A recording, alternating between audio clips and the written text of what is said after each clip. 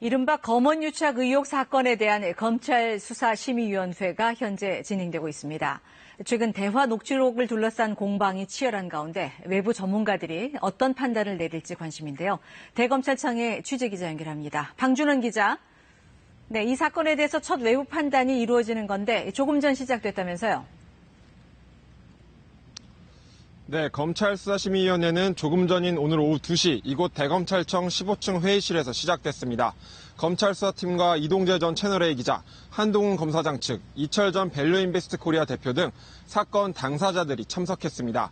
검언유착 의혹 사건을 심의할 검찰수사심의위는 사전 추첨을 거쳐 선발된 15명으로 구성돼 있습니다.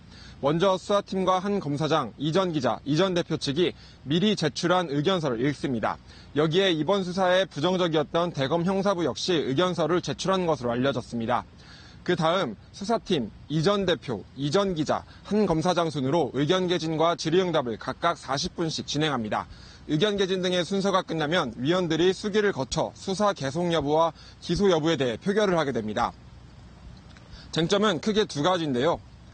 하나는 이 전 기자가 편지 등을 통해 이철 전 대표를 협박했는지 여부입니다.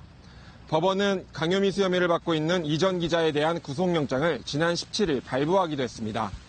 또 이 전 기자가 한 검사장과 공모했는지 여부도 이번 심의의 핵심입니다.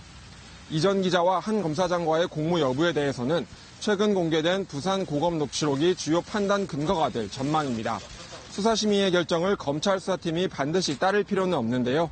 이 전 기자와 한 검사장의 공모 여부 등에 있어 첫 외부 판단을 받는 만큼 오늘 심의의 결정이 수사의 분수령이 될 것으로 보입니다. 심의의 결과는 오늘 저녁 나올 전망입니다. 지금까지 대검찰청에서 KBS 뉴스 방준원입니다.